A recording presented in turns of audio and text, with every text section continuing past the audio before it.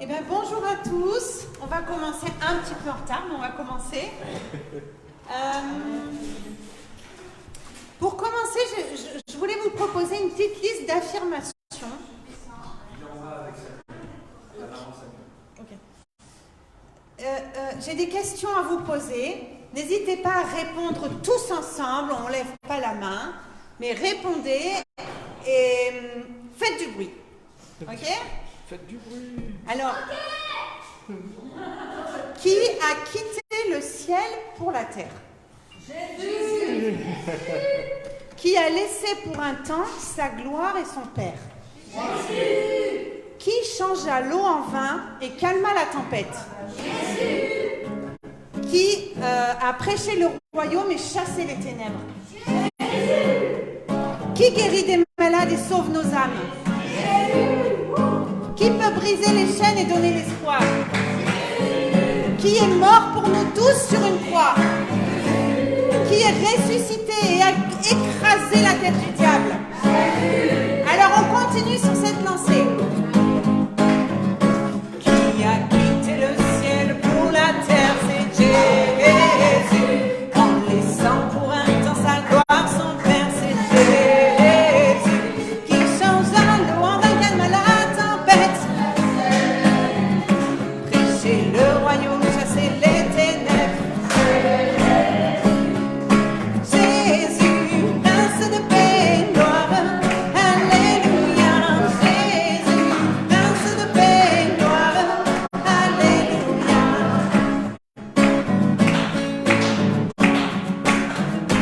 Qui guérit des malades et sauve nos âmes, c'est Jésus.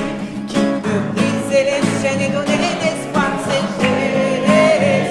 Qui est mort pour nous tous sur une croix, c'est Jésus. Ressuscité, il a écrasé la tête du diable.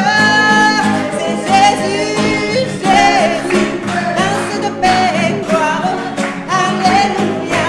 Jésus, prince de paix et gloire. Alléluia. Jésus, prince de paix et gloire. Alléluia. Jésus, prince de paix et gloire. Il est vivant, victoire lion de Judas, il est vivant, il est vivant, il est vivant, la mort a décédé, il est vivant, je veux le louer, je veux le bénir, je veux l'adorer et toujours le suivre, car il m'a tout donné, oui il m'a tout donné, non rien ne pourra me séparer de lui. Encore, je veux le louer, je veux le bénir, je veux l'adorer et toujours le suivre, car il m'a tout donné, oui il m'a tout donné, non rien ne pourra me séparer de lui. Hey! Roi des rois, Seigneur des seigneurs, gloire. Alléluia. Roi des rois, Seigneur des seigneurs, gloire. Alléluia. Jésus, prince de paix et gloire. Alléluia. Jésus, prince de paix et gloire. Alléluia. Jésus, prince de paix et gloire. Alléluia. Jésus, prince de paix et gloire. Alléluia. Merci Seigneur. Gloire à toi Seigneur. Bon, ça y est, vous êtes chauds ce matin? On danse pour le Seigneur? Qui est-ce qui est là pour acclamer le Seigneur, pour réjouir son cœur? Qui est venu accompagné du Saint-Esprit ce matin? Alors la pièce est remplie du Saint-Esprit. Merci Seigneur. Qui a été loin pour annoncer la bonne nouvelle? Est-ce qu'il y a des disciples ici? Alléluia.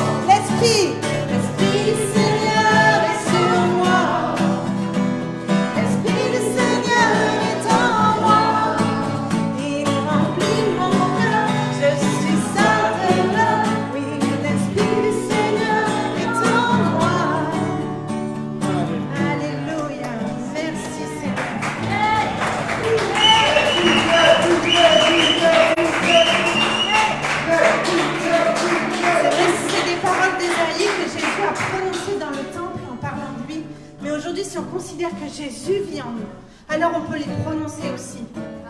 Et vraiment, je prie qu'on puisse tous peser les mots qu'on vient de prononcer, qu'on aille les relire cette semaine dans la parole de Dieu et qu'on considère que c'est vraiment un mandat que nous avons reçu et que cette onction, nous l'avons reçue nous aussi. Merci Seigneur parce que tu veux nous utiliser dans notre quotidien, parce que tu nous accompagnes à chaque instant dans ce quotidien-là. Notre quotidien, c'est aussi le tien. Nous nous baladons avec toi, nous travaillons avec toi et partout où nous allons, tu es avec nous Seigneur. Faisons les mots qui sortent de notre bouche ce matin. Dieu, tu es ma force et mon chant. Chaque jour, je me confie en toi. Tout-puissant, mon sauveur règne aux cieux. Dieu, tu es ma force, mon appui, la forteresse où je me réfugie, le rocher qui protège ma vie.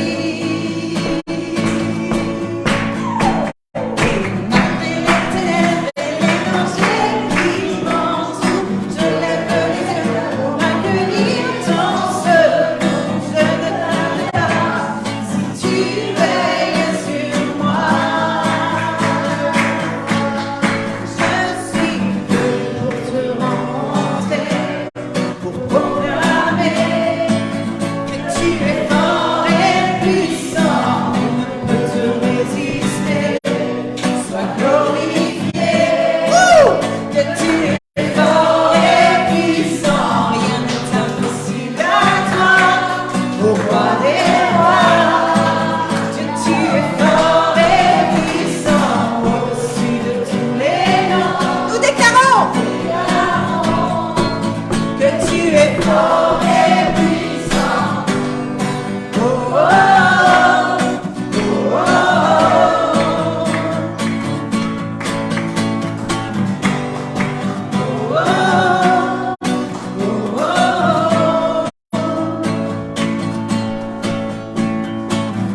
Dieu, tu es ma force et mon chant, mon bouclier et mon libérateur. Souverain, mon sauveur règne aux cieux. Dieu, tu es ma force, mon appui, mon réconfort et mon ami. Un rempart devant mes ennemis. Malgré les ténèbres et les dangers qui m'entourent, je lève la voix pour affirmer ton amour. Je ne crains pas si tu es près de moi. Et il est là, mes amis. Je suis venu pour te rencontrer, pour proclamer que tu es fort et puissant. On ne peut te résister. Sois glorifié. Dieu, tu es fort et puissant. Rien n'est impossible à toi, au roi des rois. Tu es fort et puissant, au-dessus de tous les noms. Nous déclarons que tu es fort et puissant. Oh, oh, oh, oh, oh. Tu es fort et puissant. Oh, oh, oh, oh.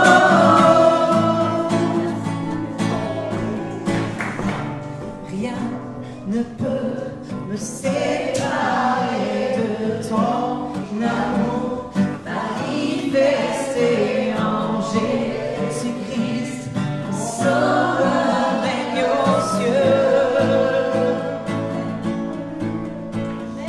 Rien ne peut me séparer de ton amour manifesté en Jésus-Christ, mon sauveur règne aux cieux. Rien ne peut me séparer de ton amour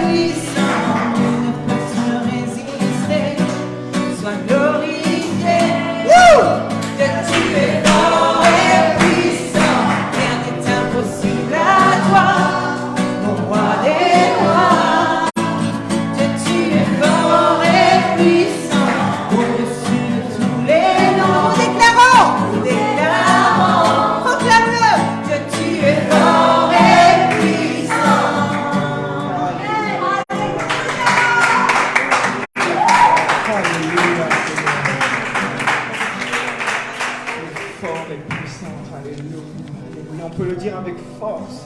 On peut le dire à plein poumon. On peut le dire avec beaucoup de bruit.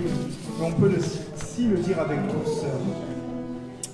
Parce que même dans la douceur, notre Dieu est fort et puissant. Venez, on le chante doucement, avec douceur.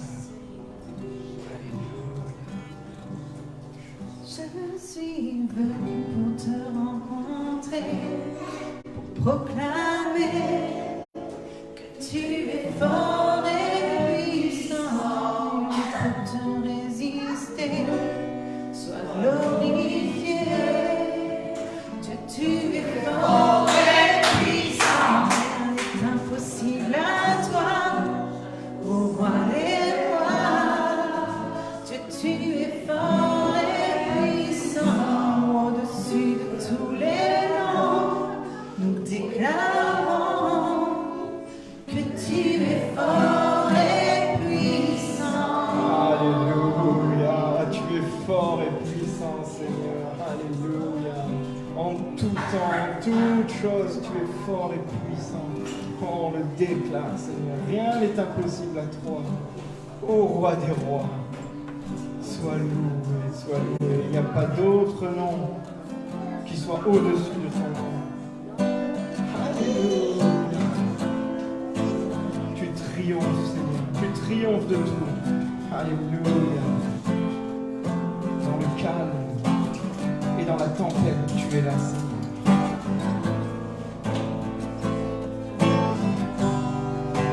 Tu es sans rival, tu es sans égard. Dieu, tu triomphes à tout jamais. Alléluia, oui, je À toi soit le règne, à toi soit la gloire, car ton nom surpasse tout autre nom. Tu es sans rival.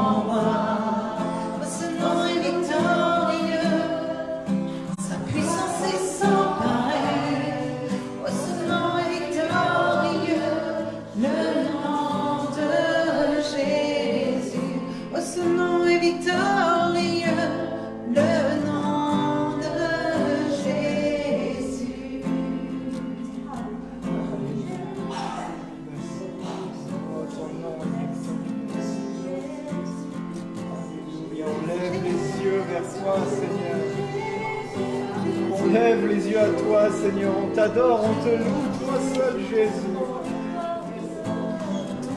Il n'y a que ton nom, Seigneur.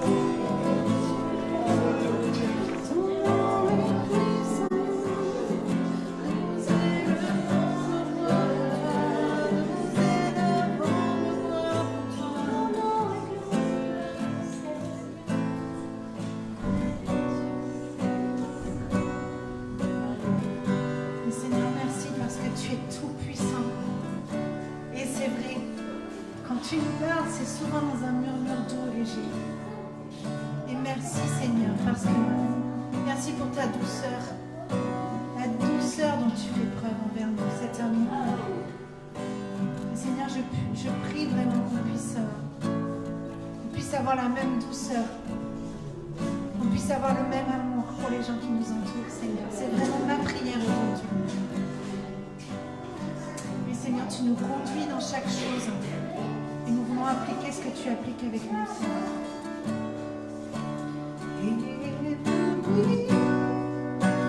Devant toi,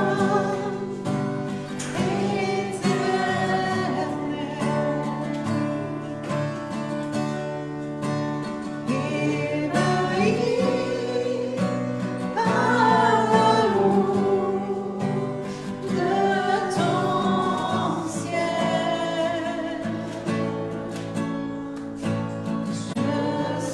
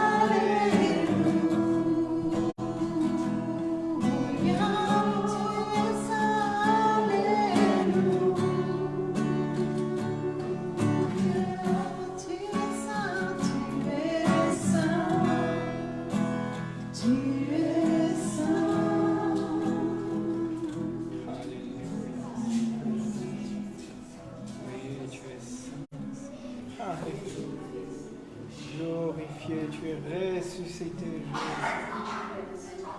Alléluia.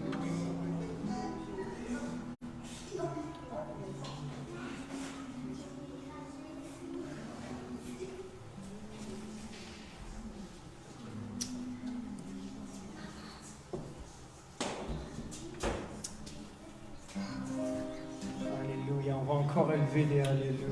Gloire à toi, Seigneur. Gloire à toi, Seigneur. Tu es ce ressuscitant.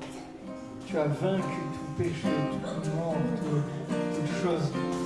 Ah, tu as tout vaincu, Seigneur Jésus. Merci. C'est bon de te chanter, c'est bon de chanter tes louanges. Alléluia. Toi seul est digne. Toi seul est digne de recevoir louange et adoration. Alléluia.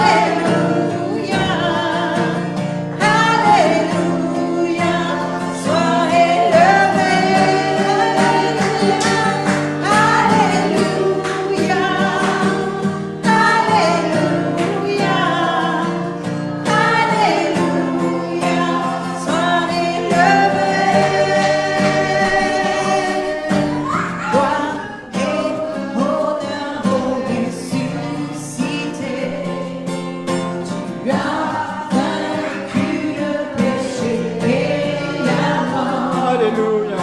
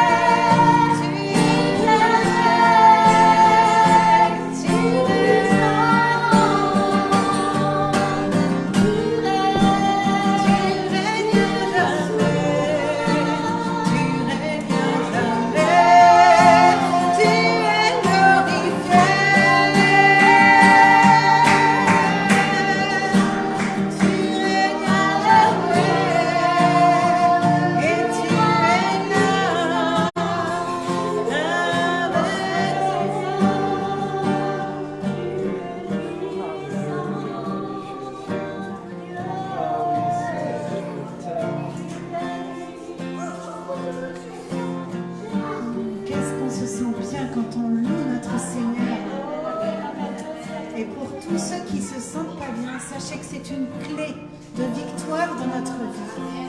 Et si on ne se sent pas bien aujourd'hui, on va avoir des problèmes au ciel parce qu'on chantera ses louanges pour l'éternité avec les anges. Saint, Saint est le Seigneur.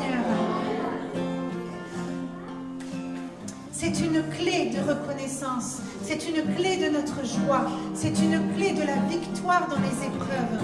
La louange nous permet de lever les yeux vers Dieu, de nous recentrer sur lui quand tout nous tire vers le bas, quand tout nous ramène sur terre. La louange nous fait lever les yeux au ciel.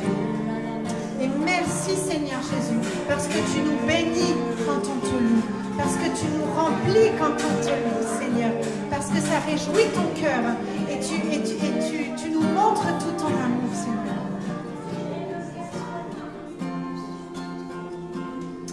Merci, merci Seigneur Jésus.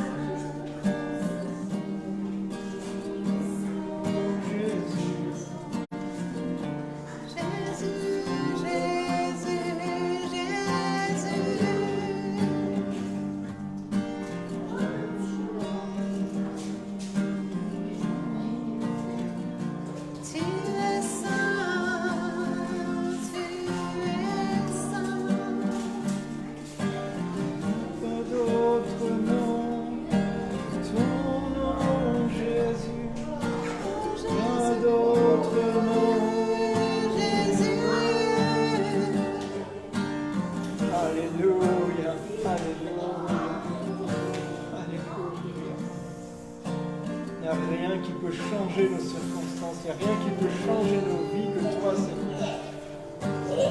Alléluia, tout est dans le creux de ta main. Tout ce qu'on peut chercher sur cette terre est dans le creux de ta main, Seigneur Jésus. Alléluia.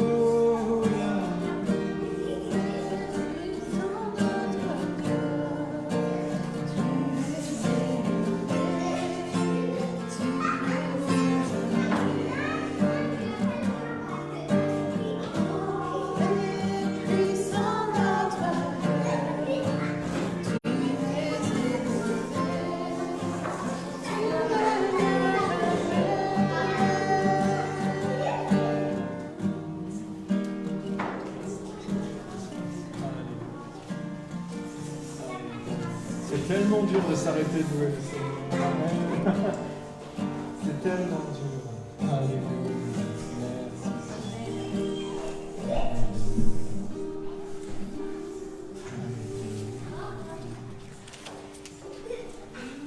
Merci Seigneur. T'en vas pas si vite, t'en vas pas si vite. Tu vas faire les annonces. Amen. Gloire à toi Seigneur. Merci Jésus. Je vais laisser ma... Ah punaise, j'ai encore envie de louer le Seigneur. Là. J'ai la tête dans les étoiles. La tête dans les nuages. C'est tellement bon de louer Dieu. Alléluia. Alléluia. Anne-Lise va faire les annonces. Et je présente la prière et la... D'accord ? Allez, vas-y. Bienvenue à tous ceux qui nous ont rejoints pendant la louange. Soyez les bienvenus. Voilà. Alors les annonces, on vous l'a annoncé la semaine dernière, il y a un jour à ne... Il y a un jour à ne pas manquer, c'est le samedi 15 février. Nous allons dans ce lieu faire... nous avons la chance d'avoir plusieurs... tiens, fais voir mon téléphone s'il te plaît. Nous avons la chance d'avoir plusieurs orateurs qui viennent nous parler des médias dans l'Église. Aujourd'hui, on se rend compte qu'on a envie de parler de Jésus au monde entier. Et c'est notre mandat à tous, on en a parlé au début de la louange ce matin. Il y a un terrain qui parfois est oublié, c'est le terrain des médias. Ou rejoindre les gens chez eux sur leur canapé. Ou leur parler de notre Sauveur, de celui qui peut nous libérer de nos chaînes, de celui qui peut, du chemin, de la vérité et de la vie, c'est sur leur canapé, sur YouTube, sur Facebook, parce que ce sont des des lieux aujourd'hui de rencontre, même si on ne le visualise pas forcément de là où on est aujourd'hui, ce sont des lieux de rencontre. Et ces personnes vont venir nous parler de TikTok. Yes, aujourd'hui il y a une chanson qui fait un buzz. Ouais, je ne sais pas si vous avez entendu. Est-ce que quelqu'un peut la chanter? Vous la connaissez? Oui. Tu la connais? Allez, donne-nous l'air. Donc vraiment, c'est vraiment une joie. On entend ce chant chrétien qui élève le nom de Jésus dans les boîtes de nuit aujourd'hui. Et grâce à quoi? Grâce à TikTok en fait. Ça a fait le buzz. Tout le monde le reprend. On a l'église de Nancy qui a eu je ne sais pas combien de millions de vues sur leur sur un short qu'ils ont fait, une mini vidéo avec ce chant qui élève le nom de Jésus. Alors gloire à Dieu pour ça et ne sous-estimons pas en fait la puissance des réseaux sociaux, des vidéos. On veut impacter le monde avec ça. Tu voulais parler, Martine? D'accord. Et Alice, tu t'es trompée, c'est pas le samedi 15, c'est le samedi 18. non, c'est le 15. Non, c'est bien le 15. C'est bien le 15 février.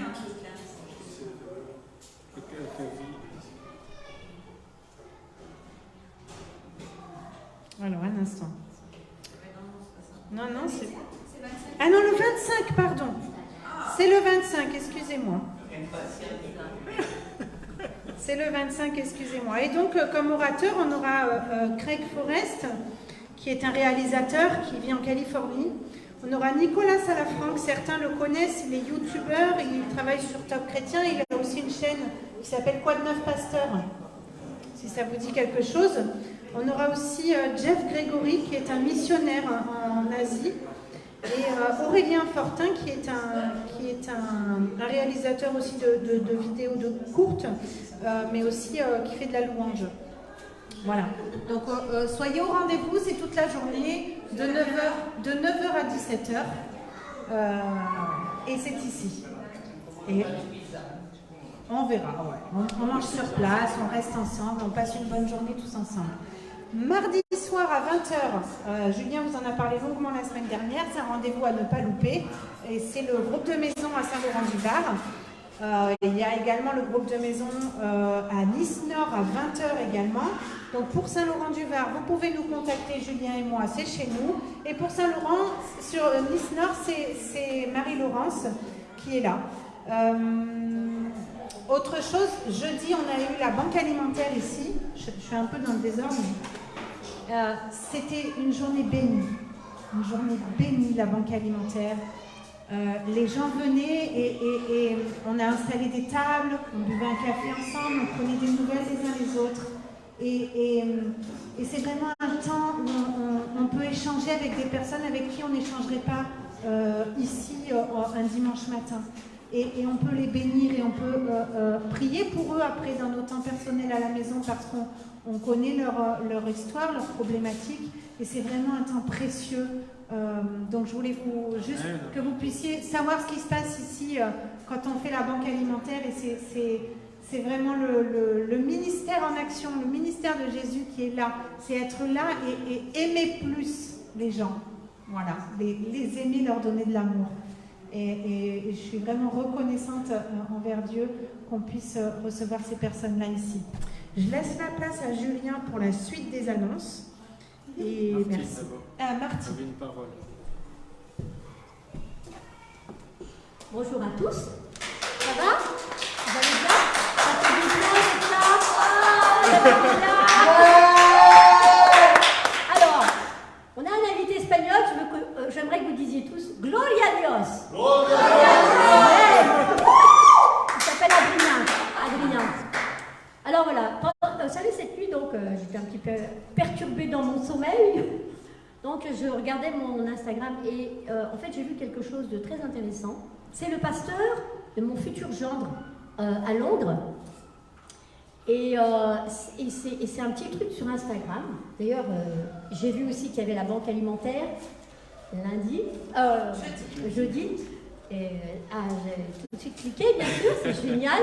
ces beaux sourires, ces magnifiques légumes. J'ai tout de suite vu les légumes. Je dis, beau, waouh. on a été bénis.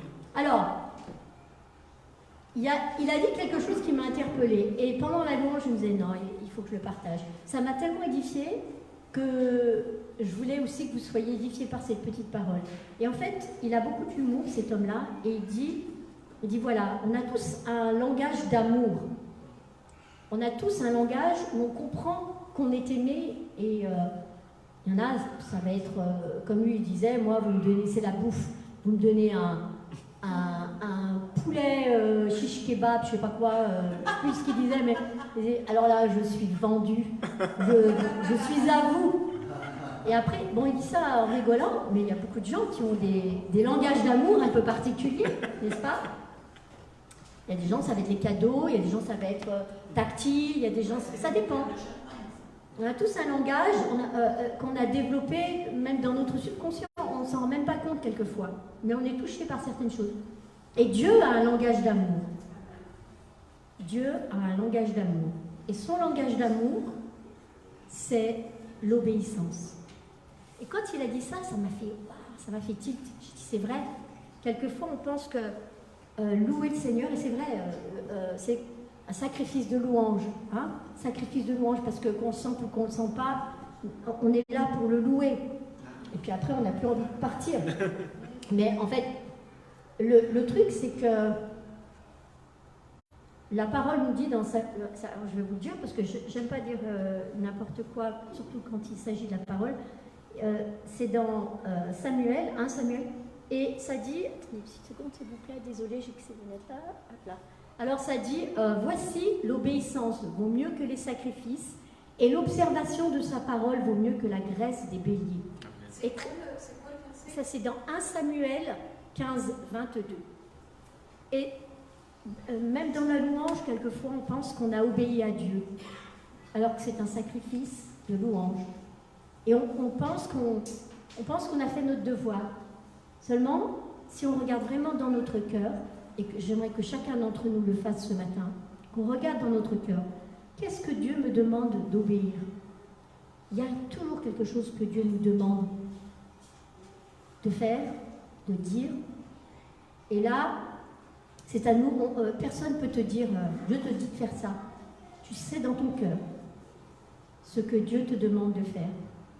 Alors, c'est le langage d'amour. Si tu veux dire, Seigneur, je t'aime, et que tu lui obéis, il va entendre ça, il va voir ça, il va comprendre, il va sentir ça. Tout comme nous, quand on nous parle notre langue d'amour. Donc, mon encouragement, c'est que n'en reste pas là. Tu sais ce que Dieu te demande. Et Dieu te donne la force de le faire. Donc, fais-le. Tu vas voir, ça va te rapprocher de lui. Ça va vraiment avoir un impact dans ta vie et dans la vie des autres. Voilà, c'est tout. Amen, amen, amen. Merci. Amen, amen. Elle a introduit le message. C'est génial ça. Amen, gloire à Dieu. On a le même esprit, hein, c'est marrant. Hein. Le même Saint-Esprit qui parle, qui nous conduit. Gloire à toi, Seigneur. Oui, alors, dans les annonces, il y avait aussi les réunions de prière le samedi à 17h, c'est ça? Ouais. Et dimanche dernier, je suis resté longtemps sur les groupes de maison. Alors, j'avais dit que j'allais parler un peu de ces groupes de prière, donc je vais le faire. J'honore mes paroles, mes promesses. Ils se réunissent, donc il y a souvent Marie-Lo, Marlène, Adélaïde, et c'est des piliers de l'Église, la prière. Donc n'hésitez pas, si le samedi, vous avez un petit trou, vous avez un petit créneau, d'aller les rejoindre, de prier avec elles, et même au-delà, de leur passer des sujets de temps en temps. Si vous avez un fardeau, si vous avez quelque chose, pas besoin qu'on soit des fois toute l'assemblée au courant ou l'étaler partout, mais on a 3 sentinelles ici. Et elles ont vraiment un cœur pour Dieu, un cœur pour la prière, un cœur pour intercéder. Je vous garantis que quand on leur confie un sujet, elles s'en emparent, elles le posent devant le trône de Dieu, et elles reçoivent des paroles, elles reçoivent des encouragements, elles reçoivent des prophéties pour vous. Donc n'hésitez pas, s'il y a vraiment des sujets de prière, à leur communiquer dans la discrétion, voilà un petit message ou comme ça le dimanche. Voilà, est-ce que vous pouvez prier pour moi samedi? On n'est pas seul. On n'est pas seul. Le diable, des fois, veut nous isoler, veut nous séparer. C'est ton problème. C'est mon problème. Ça ne me concerne qu'à moi. Non, non. Mettons les choses à la lumière. Avec sagesse. Pas divulguer n'importe où, à n'importe qui. Ça ferait qu'aggraver, ça ferait une pierre d'achoppement. Mais dans la sagesse, dis-je, là j'ai une difficulté, mon frère, ma soeur. J'ai envie que tu pries avec moi, s'il te plaît. Aide-moi. Prie avec moi. Prie pas pour moi, prie avec moi. Parce que si nous-mêmes on ne prions pas, ça ne sert à rien. On prie avec les gens, on ne prie pas pour les gens. Amen. Et on va commencer. Ce matin. Alors, Annelise, elle veut toujours me trouver des titres. Je dis, c'est quoi le titre et tout. Je vois, de bons projets 4. Non, mais ça peut être le cas. Ça peut être le cas. Et le titre qui est ressorti ce matin, c'est quand on est dans une tempête. Le discernement quand on est dans une tempête. Les tempêtes dans nos vies, on a des fois des tempêtes, mais Dieu a un but pour nous. Dieu a un bon projet pour nous. Dieu a une arrivée pour nous. Dieu a une destinée pour nous. Alléluia. Et je voudrais qu'on relise une fois de plus cette prière que Paul a fait à l'église d'Éphèse. Alors c'est une répétition, ça fait longtemps que je vous la lis, ça fait depuis le début d'année cette parole dans Éphésiens verset 17. Mais des fois la répétition c'est bon. Hein? Éphésiens 1 verset 17. Ouais. La répétition c'est bon parce que c'est une méthode en fait, même quand devant Dieu on est des petits enfants. Devant Dieu on est des enfants et on a besoin d'apprendre, on a besoin d'assimiler, on a besoin de digérer. Et quand on est à l'école, il y a une forme de répétition pour pouvoir apprendre. À un moment j'étais dans mon atelier, je travaillais et j'avais dans les oreilles un message. Et le Seigneur me rappelait encore cette parole pour la donner à l'église. Et moi, dans ma tête, je me disais, mais je vais commencer à bien les saouler avec cette parole quand même. Je ne vais pas répéter toujours la même chose. Je ne vais pas toujours répéter Et j'écoute un message. Le prédicateur, il a répété au moins 1000 fois juste une parole, juste quelque chose qui était le centre de son message. Et à la fin de son message, toute la construction, parce que comme je travaille en même temps, j'écoute que d'une oreille, toute la construction de son message, beaucoup de paroles, etc., je ne les avais pas retenues, mais j'avais retenu l'essentiel de son message, parce qu'il avait répété. Et j'ai eu une paix dans mon cœur, j'ai dit d'accord, je vais répéter encore un peu, je vais insister encore un peu, pour que ça vienne dans notre cœur, ça vienne au plus profond, ça vienne nous coller tellement fort que même presque qu'on ne s'en rend même plus compte qu'il est là. Donc cette parole a dit, Paul il dit, je prie que le Dieu de notre Seigneur Jésus-Christ, le Père de gloire, qui vous donne un esprit de sagesse et de révélation, qui vous le fasse connaître. Je prie qu'il illumine les yeux de votre cœur pour que vous cherchiez quelle est l'espérance qui s'attache à son appel, quelle est la richesse de son glorieux héritage au milieu des saints, et quelle est l'infinie grandeur de sa puissance qui se manifeste avec efficacité par le pouvoir de sa force envers nous qui croyons. Cette puissance, il l'a déployée en Christ quand il a ressuscité et l'a fait asseoir à sa droite dans les lieux célestes. Au-dessus de toute domination, au-dessus de toute autorité, au-dessus de toute puissance, de toute souveraineté, de tout nom qui peut être nommé, non seulement dans le monde présent, mais encore dans le monde à venir. Il a tout mis sous ses pieds et il l'a donné pour chef suprême à l'Église, qui est son corps, la plénitude de celui qui remplit tout en tous. Alléluia. Et on peut dire Amen. Amen, Amen. Et on prie. Et c'est vraiment cette prière me tient tellement à cœur en ce début d'année. Tellement à cœur. Je veux marcher avec cette prière. Je veux marcher avec cette parole. Seigneur, continue encore à illuminer les yeux de notre cœur. Continue encore, Seigneur. Je veux vraiment que cette révélation, cette sagesse soit ancrée en moi. Ancrée en moi. Et je pense que Pas mauvais de se répéter ces choses-là parce que les chrétiens, des fois, plus globalement, je ne vais pas dire tous les chrétiens parce que je ne connais pas tous les chrétiens, mais moi le premier, nous avons besoin d'être fortifiés constamment dans notre identité en Jésus. Nous avons constamment besoin de savoir qui on est en Jésus. Parce qu'il y a tellement de sons, il y a tellement de courants contraires qu'on a besoin de savoir notre identité en Jésus. Nous avons besoin de savoir notre nouvelle identité. Qu'est-ce que Jésus a fait? Notre héritage promis. Parce que nous avons un héritage promis, un héritage qui va être pour le futur, mais nous avons un héritage maintenant. Nous avons un héritage maintenant, par la grâce de Dieu, par le sacrifice de Jésus, nous a octroyé un héritage, où on peut commencer à prendre part maintenant à cet héritage. Et c'est un peu le début de cette... c'est le sens de cette prière. C'est une grâce énorme que Dieu nous a donnée. C'est une grâce énorme que Dieu nous a donnée, de pouvoir d'être co-héritier avec Christ. D'être co-héritier avec Christ. Et quand on marche avec Jésus, quand on veut s'engager dans la vie avec Jésus, ce n'est pas une option en fait. Il nous l'a donné parce que c'est nécessaire pour nous. Parce que c'est utile pour nous. Si on ne l'a pas, mes amis, il va nous manquer quelque chose. Il va nous manquer quelque chose. On a besoin de cet héritage. On a besoin de ces dons que nous donne Dieu. Cette puissance que nous donne le Saint-Esprit pour pouvoir marcher et accomplir la volonté de Dieu. Parce que par nous-mêmes, on est vraiment très limité. On peut faire des choses, on peut bâtir des choses, mais ça n'ira pas bien loin. Et ça ne représentera pas grand-chose pour le Seigneur.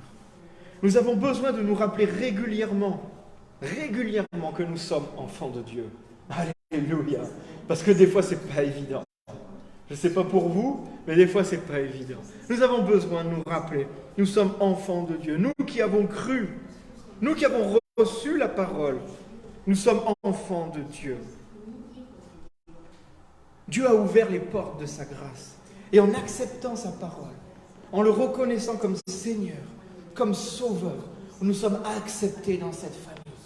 Nous avons une famille qui est la famille de Dieu. Alléluia. Ça, c'est merveilleux. L'évangile de Jean, il commence par ça. Au commencement était la parole. La parole était avec Dieu et la parole était Dieu. Elle était au commencement avec Dieu. Tout a été fait par elle et rien de ce qui a été fait n'a été fait sans elle. Elle est tout. En elle était la vie était la lumière des hommes. La lumière brille dans les ténèbres et les ténèbres ne l'ont pas accueillie. Il y a eu un homme envoyé par Dieu du nom de Jean. Il vint comme témoin pour rendre témoignage à la lumière afin que tous croient par lui. Il n'était pas la lumière, mais il vint pour rendre témoignage à la lumière. C'était la véritable lumière qui, en venant dans le monde, éclaire tout homme. Alléluia. Cette véritable lumière, en venant dans le monde, qui éclaire tout homme. Elle était dans le monde et le monde a été fait par elle et le monde ne l'a pas connue. Elle est venue chez les siens et les siens ne l'ont pas reçue. Mais à tous ceux qui l'ont reçue, elle a donné quoi? Le pouvoir de devenir enfants de Dieu à ceux qui croient en son nom et qui sont nés non du sang, non de la volonté de la chair, ni de la volonté de l'homme, mais de Dieu. Alléluia, alléluia. Quelle puissance, quelle gloire.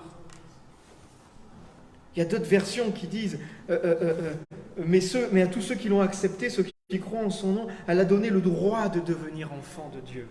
Ou d'autres, elle a accordé le privilège de devenir enfant de Dieu. Alléluia, alléluia. Nous sommes enfants de Dieu parce que nous avons reçu cette parole, cette lumière qui est Jésus, enfant de Dieu. Avec tout ce qui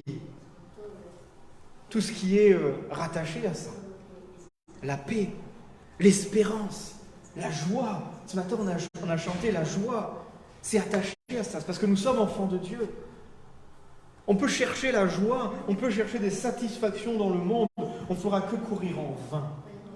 En vain. Et quand on atteindra la satisfaction qu'on a pensé, qu'on a mis tant d'efforts à avoir, on se rendra compte que, en fait, ça ne comble pas. Et on va en chercher une autre, et on va en chercher une autre. Et certains marchent des fois, comme ça, de petite satisfaction en petite satisfaction, et on déploie une énergie énorme, pour aller chercher juste un petit truc. Et quand on la découvre, on se rend compte que non, la vraie joie, la vraie plénitude, la vraie paix, elle est quand on est enfant de Dieu. Parce qu'on la reçoit de notre papa, comme héritage. Alléluia. Nous sommes enfants de Dieu. Et je vous dis, Dieu aime ses enfants. Parce que Dieu est bon. Dieu est tellement bon et il prend soin de ses enfants. Oh, qu'il les aime. Il ne les laisse pas aller à droite, à gauche. Nous sommes plus des enfants de la colère. Nous sommes plus des enfants de la peur. Nous sommes plus des enfants de la honte, des enfants du péché.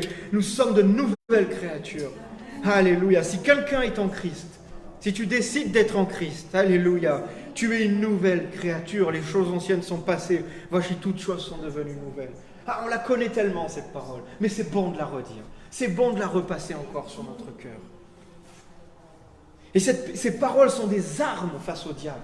Sont des armes face à l'ennemi.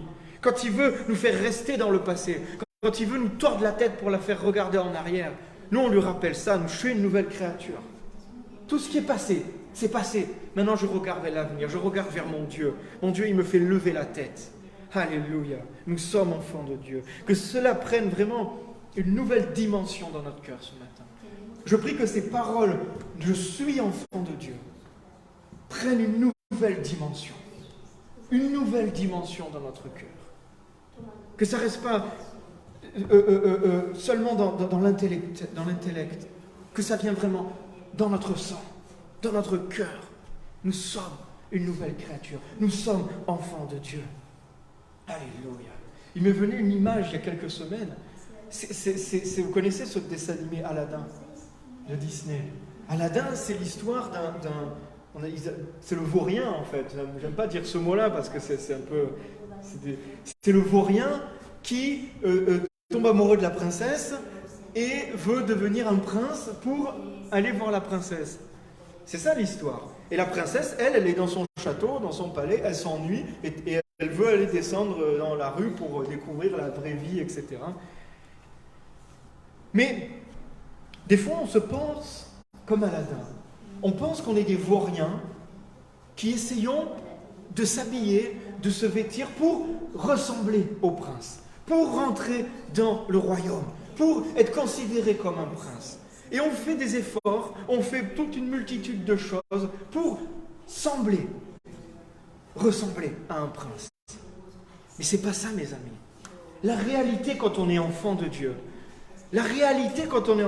c'est qu'on est des princes et des princesses, point barre, et on se comporte des fois comme des vauriens.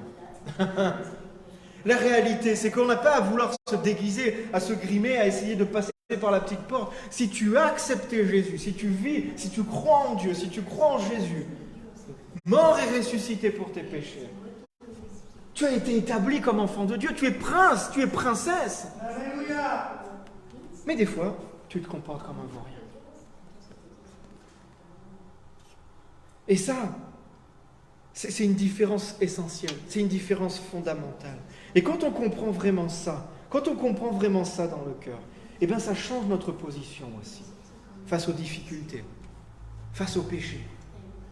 Quand on comprend notre identité, quand on sait qu'on est héritier du Dieu qui a créé la terre, qui a créé l'univers, là on fait gaffe plus à ne pas se comporter comme un vaurien. Si on se pense vaurien, on dit bon, de toute façon, c'est un peu mon idée. Non. Tu es un prince. Tu es une princesse. Alléluia. Nous ne nous comportons pas comme des vauriens. Nous ne nous comportons pas comme des gens qui n'ont pas ça, qui n'ont pas cette royauté, qui n'ont pas ce privilège. Car nous avons des difficultés dans les combats. Nous avons des combats, nous avons des difficultés. Nous sommes des princes et des princesses, mais nous sommes parfois pris dans la tempête. Amen. Qui peut dire, quand je suis devenu chrétien, j'ai plus rien eu. Il n'y a plus rien qui m'est tombé sur le coin de la courge, on peut dire. je suis protégé. Il y a eu comme un parapluie, voilà, et tout est, c'est bon. Non, ça c'est faux. Et s'il y en a qui prêchent cet évangile, c'est pas équilibré, c'est faux. Non, on est des princes, on est des princesses, nous sommes rachetés, nous avons l'éternité, mais on a des tempêtes et on a des combats. On traverse tous des tempêtes, et les tempêtes peuvent des fois avoir plusieurs particularités. Et là, ce matin, c'est un peu c'est le cœur du message de ce matin. On va aller voir un peu ces tempêtes. On va focaliser ce matin sur deux types de tempêtes qu'il peut y avoir dans nos vies. Deux types de chamboulements qu'il peut y avoir dans nos vies. Alors, je les ai nommés, pour leur donner des noms, j'ai nommé la tempête de redirection et la tempête d'intimidation. C'est deux styles qu'on peut retrouver. Alors, ce n'est pas une liste, c'est une liste, comment dire, non exhaustive, c'est ça. Voilà, tu peux en rajouter plein. Mais j'ai pris ces deux-là pour faire un exemple, vous voyez. Je vais vous amener quelque part. Ça va, vous suivez ? On y va ? Alors, la tempête de redirection, qu'est-ce que c'est ? La tempête de redirection, c'est cette tempête de Jonas. C'est notre Jonas qui était dans une tempête parce qu'il n'a pas obéi à Dieu, parce qu'il s'est éloigné. Cette tempête survint quand on s'éloigne de la volonté de Dieu. Quand on te dit « va là-bas » et toi tu vas là-bas. Jonas devait aller, on connaît tous cette histoire, vous pouvez aller le lire. C'est l'histoire de Jonas se trouve dans le livre de Jonas. C'est pratique à retenir et on peut la trouver très facilement. Jonas devait aller à Ninive, qui était une ville méchante, qui était une ville vraiment, vraiment pas nette. Et Dieu, il n'a pas voulu y aller, et il est parti à Tarsis, qui était l'opposé. Mais Dieu a permis qu'une tempête s'abatte sur lui, quelque part pour le faire revenir sur sa décision. Parce que Dieu ne voulait pas qu'il aille là-bas. Dieu voulait qu'il aille dans l'autre sens. Il voulait qu'il aille à Ninive pour accomplir son plan. Mais lui, il ne voulait pas. Lui, il disait, non, eux, ils sont tout pourris. Trouve quelqu'un d'autre, moi je m'en vais de l'autre côté.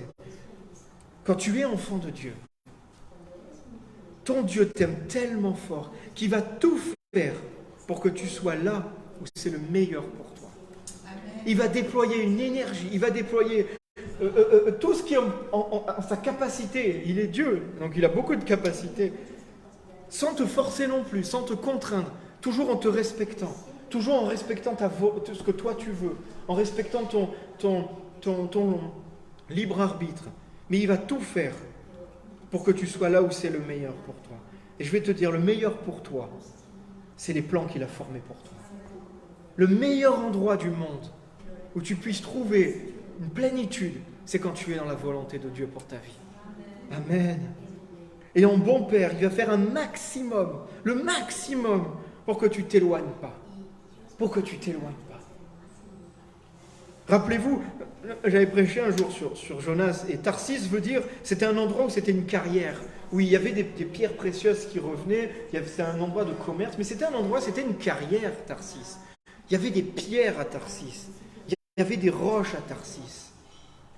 Si l'on va à l'opposé de Dieu, à l'opposé de la volonté de Dieu, on va endurcir notre cœur comme une pierre. On va endurcir notre cœur comme un rocher. Et Dieu dit non, je veux pas que tu ailles là-bas. Je veux pas que tu deviennes comme un caillou. Je veux pas que ton cœur se change en cette pierre. Tu n'as rien à faire à Tarsis. Si tu vas là-bas, ça va être dur pour ta vie. Et là, le Seigneur met tout en œuvre, tout en sorte pour dire non, change de direction, change de direction. La tempête de redirection, c'est comme un GPS qui te dit faites demi-tour, faites demi-tour, faites demi-tour, faites demi-tour. Il y a des GPS comme ça qui ne changent plus son jeu. Tu peux continuer tout droit et lui il te dit toujours la même chose. Mais ce GPS-là, il n'y a pas d'itinéraire secondaire, il n'y a pas d'itinéraire bis, il n'y a pas de non, fais demi-tour. Va pas là-bas, fais demi-tour. Fais demi-tour. Et tant que tu vas continuer à aller vers Tarsis, tant que tu vas continuer à aller à l'opposé de la parole, à l'opposé de la volonté de Dieu pour toi, si tu prêtes l'oreille, tu entendras cette voix. Fais demi-tour.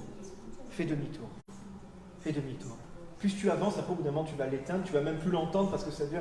Et c'est là où tu vas endurcir ton cœur. À force de la négliger, ça va devenir comme un... Bon, et après ça s'en va. Et après on n'écoute plus, on l'éteint le GPS quand il nous énerve. Fais demi-tour. C'est demi-tour. Et pour faire cesser cette tempête, quand on est dans une tempête, on a envie qu'elle cesse. On n'a pas envie que ça dure trop longtemps. Hein. Parce que c'est pas agréable, hein. Je sais pas vous, mais c'est pas forcément agréable. Hein. Pour faire cesser cette tempête, tu dois faire demi-tour. Tu dois changer de direction. Les chrétiens, on a un mot pour ça. On s'appelle la repentance. Et ce mot, en grec, c'était métanoïa. Ça se traduit par changement de mentalité, d'intention, d'avis. Et ça veut dire aussi tristesse qu'on éprouve de ses péchés et la douleur d'avoir offensé Dieu. Ah, il est profond ce mot. Il est profond ce mot, métanoïa. Changement de direction, changement d'avis, changement de mentalité. Et quand on se repent, on a cette tristesse d'avoir offensé Dieu. Cette tristesse d'être tombé dans le péché, d'être tombé dans la faute. Le péché, c'est pas forcément quelque chose... Ouais, j'ai frappé quelqu'un, je me suis enivré, j'ai trompé ma femme. Non, le péché, c'est juste désobéir à Dieu. C'est manquer la cible. C'est un péché. Simplement. La vraie repentance, c'est un changement de mentalité. Un changement de mentalité. Et pour se diriger vers la volonté de Dieu, notre Père. Une repentance, c'est jamais quelque chose qu'on dit « Oh Seigneur, pardonne-moi » et on continue. Non, non. La repentance, c'est « J'arrête, je change de route, je change de direction, je change de mentalité. » Et quand on change de mentalité, on ne fait plus les choses d'avant. On n'a plus la même mentalité. Il n'y a pas d'autre solution pour sortir de ces tempêtes-là que le changement de direction. Tu pourras lier tout ce que tu veux, tu pourras délier tout ce que tu veux, proclamer tout ce que tu veux. Le GPS te dira toujours « Faites demi-tour. Faites demi-tour. Change. Arrête de faire ça. » Si tu sens dans ton cœur ce matin que tu es dans cette situation, alors prends la décision de changer de direction. Prends la décision de changer de direction. Mes amis, même là-dedans, on voit la bonté de Dieu. Parce que même là-dedans, où on s'est mis dans des pétrins parce qu'on est parti à l'opposé, eh bien, on a la grâce de Dieu, la grâce d'avoir le Saint-Esprit. La grâce d'avoir le Saint-Esprit qui est là avec nous. Et avec l'amour, avec toute la patience, toute la douceur dont tu as besoin pour réussir à changer de direction. Il sera là pour t'aider à te rediriger vers Dieu. Te rediriger vers la bonne direction. Alléluia. Il y a des péchés que tu dois arrêter maintenant. Il y a des mauvaises conduites qu'on doit arrêter maintenant. On ne doit plus se comporter comme ça. Non. Change de direction ce matin. Prends cette décision. Change de direction ce matin. Amen. Amen. Alors là, on va passer à l'autre tempête. L'autre point. J'ai fait des points ce matin, c'est bien. Hein, ça fait studieux. Hein. La tempête d'intimidation, je l'ai appelée. On peut avoir des tempêtes d'intimidation. Alors qu'est-ce que c'est ? La tempête d'intimidation, elle est bien différente de la tempête qu'on a vue, la tempête de Jonas. Les symptômes sont les mêmes. C'est des tempêtes, il y a du vent, il y a des vagues, il y a de la force, ça te bouscule dans ton bateau. Mais les conséquences sont bien différentes. Il ne faut pas qu'on les confonde. La source et le but est bien différent. Parce que ces tempêtes-là, c'est le diable. C'est ces démons qui vont tout faire pour que tu n'arrives pas à faire ce que Dieu a prévu pour toi. Ça, c'est des tempêtes d'intimidation. C'est des tempêtes qui vont être envoyées par Satan, par ces démons, pour que tu n'arrives pas, tu lâches l'affaire avec Dieu. Et il va bastonner, et il va bastonner. Et pour déployer tout ça, pour faire tout ça, il déploie toutes sortes de moyens, toutes sortes de choses pour t'essayer de te faire tourner de direction. Alors ça a les mêmes symptômes que l'autre tempête, mais la source et le but n'est pas le même. Là, le but, c'est de te dévier, c'est pas de te faire réaxer. Alors pour cela, on va prendre ce texte. On va prendre ce texte dans Luc, verset 22, jusqu'au verset 25. On connaît tous ce texte, alors on va le lire. Donc un jour, Jésus monta dans une barque avec ses disciples. Il leur dit, passons sur l'autre rive du lac. Et ils partirent. Pendant qu'ils naviguaient, Jésus s'endormit. Un tourbillon s'abattit sur le lac. La barque se remplissait d'eau et il était en danger.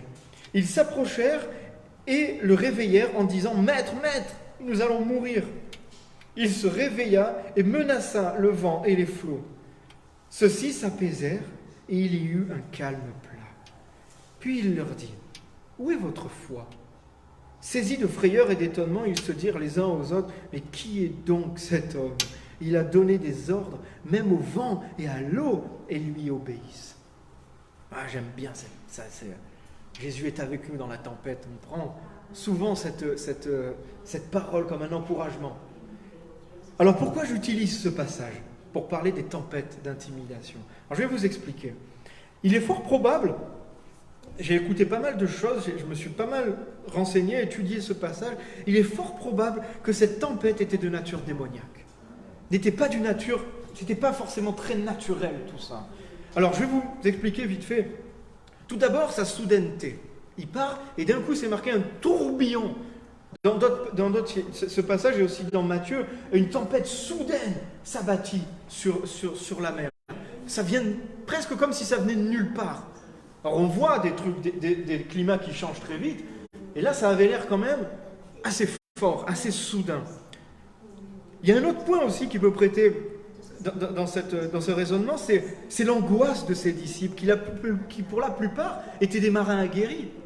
Les tempêtes, ils en avaient vu, les gars. C'était des marins, fils de marins, peut-être petits-fils de marins, de pêcheurs.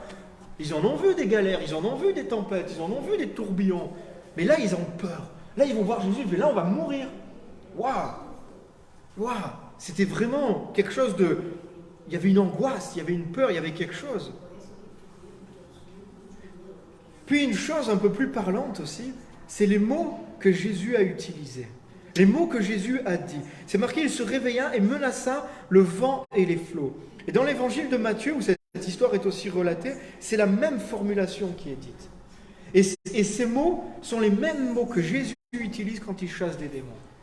Quand il dit, il les menace et il leur dit « tais-toi ». C'est exactement la même formulation. Donc Jésus se lève et utilise le même langage que quand il chasse les démons. Pour faire calmer la tempête. Et pour finir leur destination, où ils allaient. Qui les attendait quand ils sont arrivés? Quand ils ont posé le pied sur la terre ferme, il y a eu ce Gadarénien, le démon, cet homme rempli de démons qui est arrivé vers eux. Il y avait quelque chose de spirituel. Il y avait quelqu'un qui ne voulait pas que Jésus pose les pieds de l'autre côté du lac.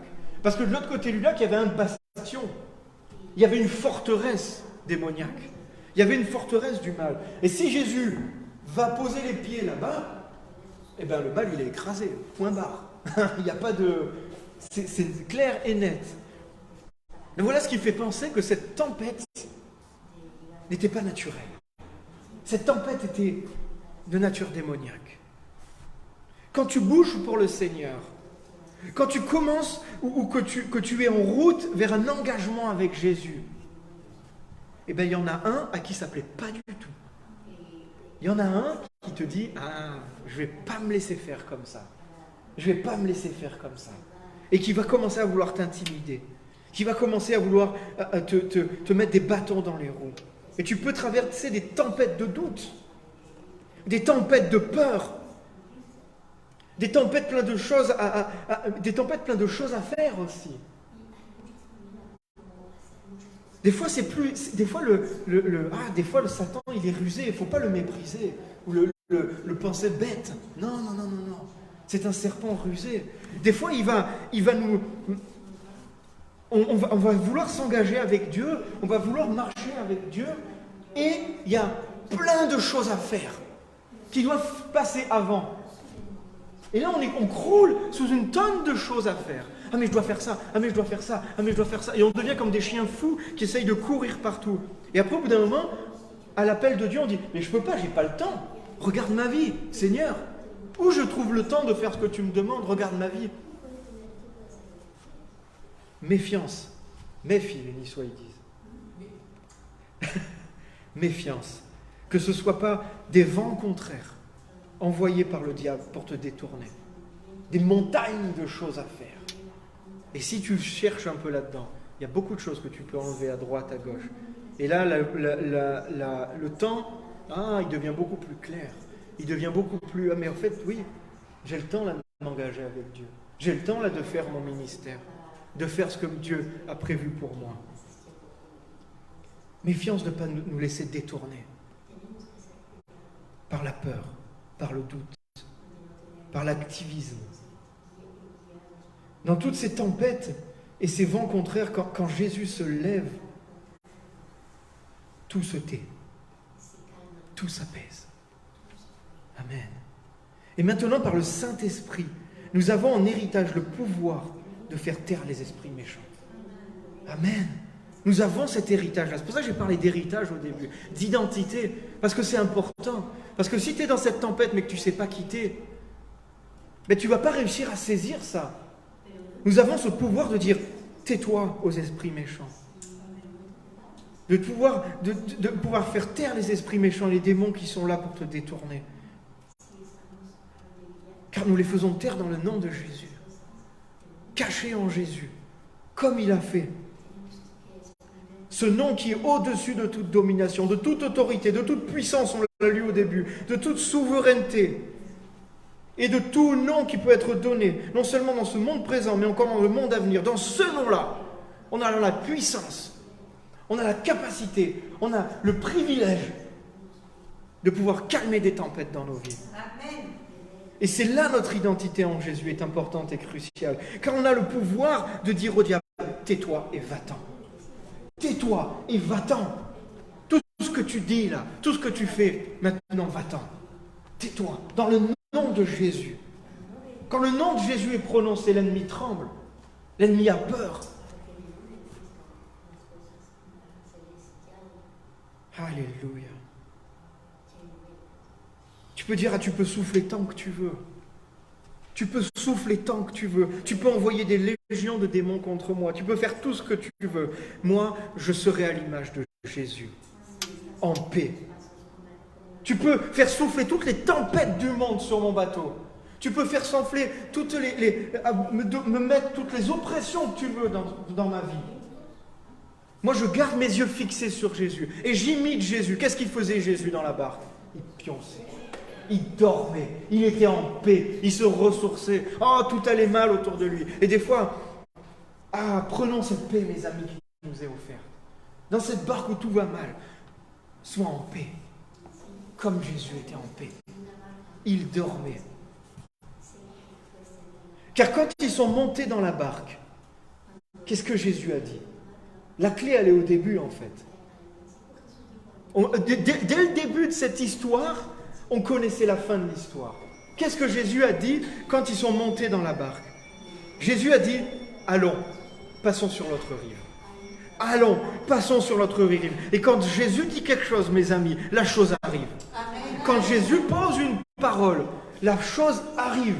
Parce que c'est Jésus, c'est Dieu. C'est lui qui a autorité sur toute chose. Quand Jésus parle, la chose arrive. Quand Jésus dit, passons de l'autre bord, alors on va aller de l'autre rive. Alléluia. Quand Jésus a mis un plan sur ta vie, quand Jésus a mis une vision sur ta vie, quand Jésus a mis une parole sur ta vie, si Jésus est dans ta barque, si tu es fixé avec lui, si tu es côte à côte avec lui, alors tu iras au bout. Peu importe ce qui se passe, peu importe les tempêtes qu'il peut y avoir, peu importe les tumultes qu'il peut y avoir, on s'appuie sur cette parole. Oui, ça chavire. Oui, le bateau prend l'eau. Mais moi, je me fixe sur les paroles de Dieu, sur les promesses de Dieu. Dieu, il a dit, jamais tu m'abandonneras. Jésus, il a dit, je serai avec vous jusqu'à la fin des jours. Jésus m'a dit, je t'aime. Jésus m'a dit, je suis ton enfant. Jésus m'a dit toutes ces choses-là. Alors, devant la tempête, je te dis ces paroles. Ces paroles seront la vérité. Ces paroles sont la vérité. Alléluia. Alors prends courage. Prends courage dans la tempête. Prends courage dans la tempête. Ne crains pas. Fixe les yeux sur Jésus. Parce que des fois, la tempête, elle a du mal à passer. Des fois, on proclame ces choses-là, il faut être honnête, hein, mais des fois, elle a du mal à passer. Mais prends courage. Prends courage. Parce que si tu es fixé sur Jésus, si tu es fixé sur Dieu, ben, toutes ces choses qui viennent t'attaquer, qui viennent pour te mettre le doute, qui viennent pour te déstabiliser, eh ben, elles seront écrasées, finies. Et des fois, on doit prendre position, on doit prendre autorité dans nos vies. Alléluia.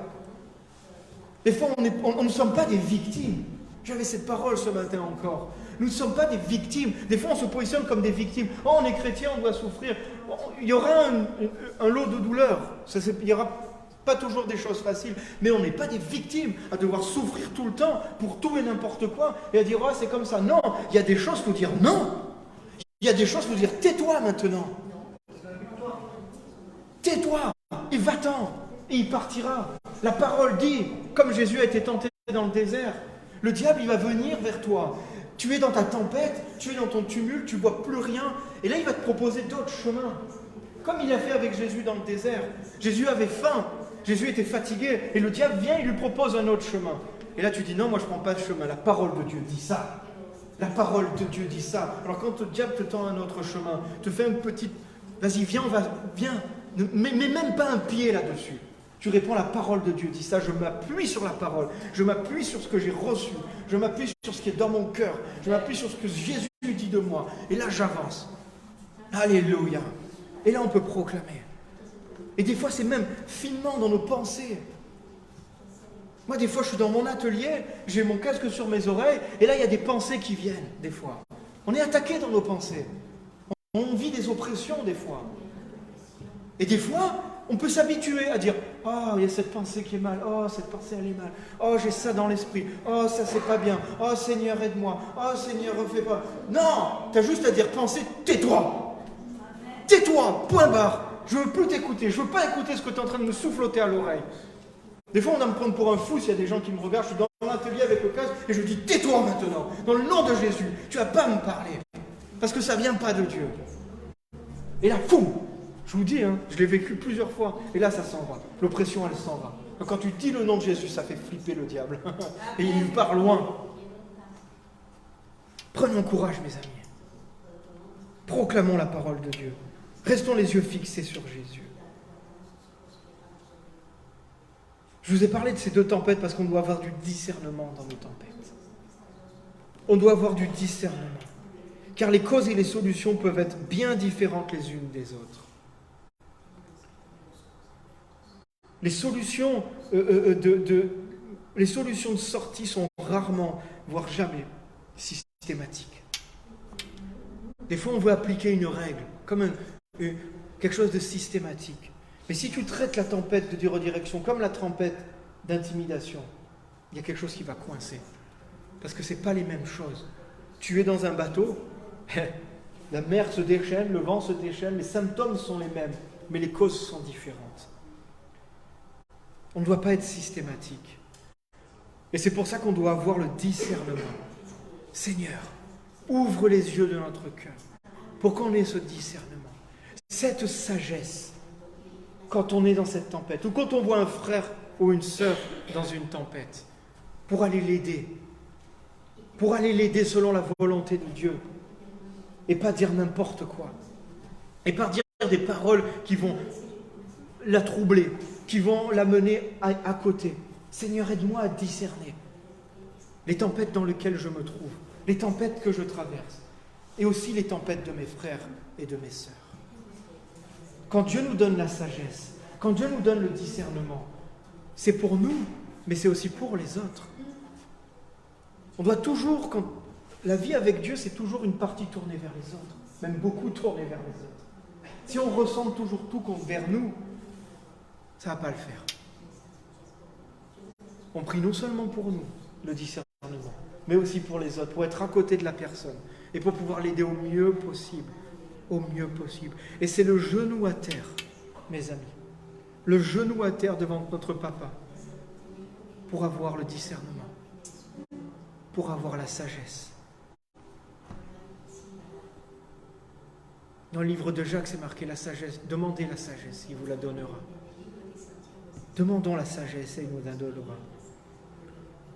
Et avec le Saint-Esprit en nous, qui nous guide et nous conduit pour trouver la solution. Pour trouver la solution dans les tempêtes. Merci Seigneur, car tu es toujours près de moi. Tu es toujours à côté de moi. Que ce soit une tempête parce que je pars à Tarsis, ou que ce soit une tempête parce que le diable essaye de me détourner, tu es auprès de moi. Tu es auprès de moi. Tu es auprès de moi. Il y a des tempêtes dans nos vies qui doivent cesser maintenant.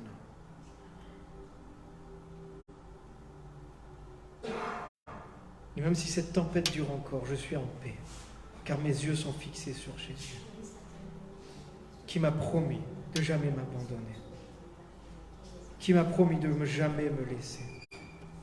Quand on est dans une tempête, quoi qu'il arrive, mes amis, la solution de sortie n'est jamais systématique. C'est jamais la même chose. Mais il y a une chose qui est toujours systématique.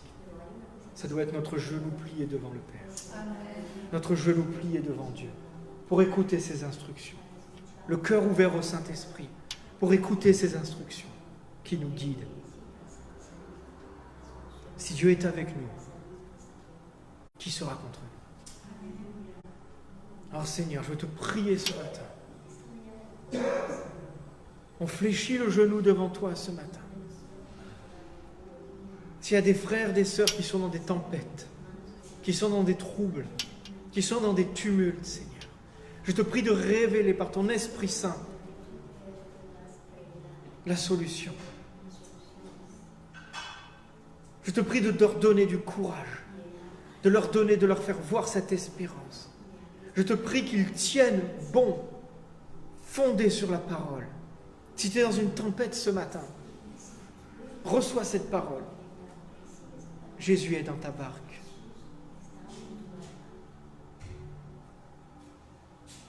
Si tu l'as fait monter, si tu l'as invité, il est là. Et il ne te laissera jamais tomber. Il ne te laissera jamais partir à droite et à gauche. Écoute le Saint-Esprit. Écoute cette douce voix qui est le témoin.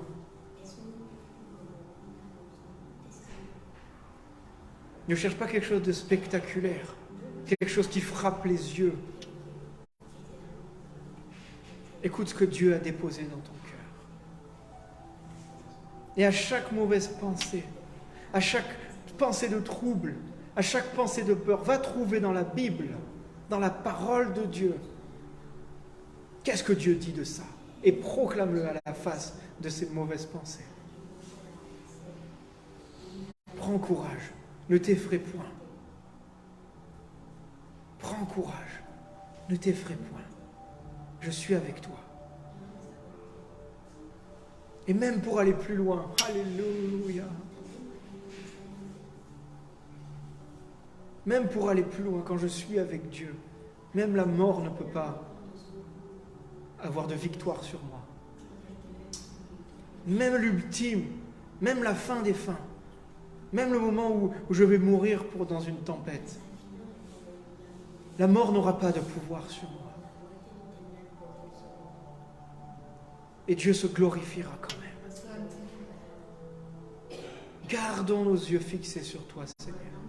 Gardons nos yeux fixés sur Jésus. Il ne permettra pas que tu seras tenté au-delà de tes forces. Et il ne permettra pas. Alléluia. Je prie qu'on grandisse aussi dans cette compréhension de notre identité. Dans cette compréhension de cette puissance que le Saint-Esprit nous a donnée. Je prie qu'on puisse prendre position dans nos vies sur certaines choses. La foi est un bouclier qui évite les flèches de nous atteindre. Alléluia. Grandissons la foi. Merci Seigneur.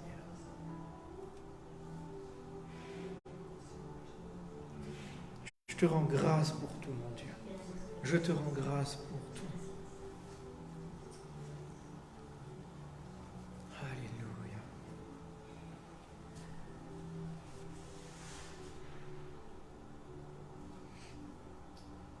Amen, mes amis. Amen. Amen. Si vous avez des prières après, n'hésitez pas. Venez voir, il n'y a rien.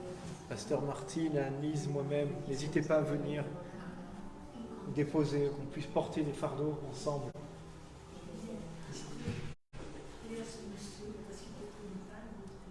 Ça marche, après, on va le faire. On va couper la vidéo. Merci Seigneur. Merci de nous avoir suivis, ceux qui nous suivent en ligne. Il y a quelques absents qui nous suivent et voilà, qui dans la rediffusion, etc. Soyez bénis à travers les médias.